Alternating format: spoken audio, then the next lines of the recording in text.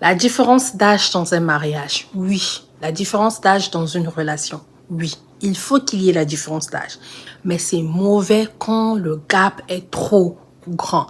Quand c'est 20 ans d'écart, 30 ans d'écart, 15 ans d'écart, ça devient un petit problème. Je vais vous donner quelques conséquences de ces big gaps de différence d'âge.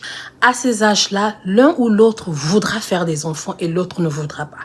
Deuxième point, l'autre voudra tirer l'autre dans sa génération.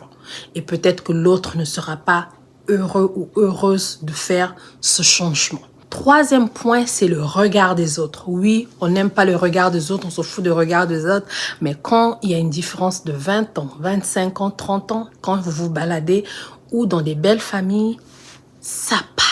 Autre conséquence du big gap d'âge, l'intimité. Oui, au début, c'est fun, c'est bon. Quand l'autre te manipule, celui qui est moins âgé, te manipule, te rend jeune, te fait rajeunir par rapport à tes sentiments.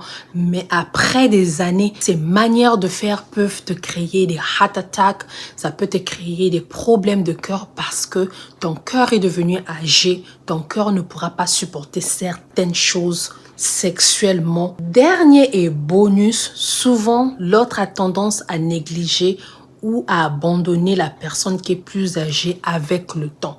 Tu as épousé une fille 20 ans, toi tu as 50 ans, 160 ans et quand on va ajouter 5 ans, 10 ans de plus de ton âge, je crois que la personne qui est moins âgée va commencer à t'abandonner pour chercher la personne de sa génération.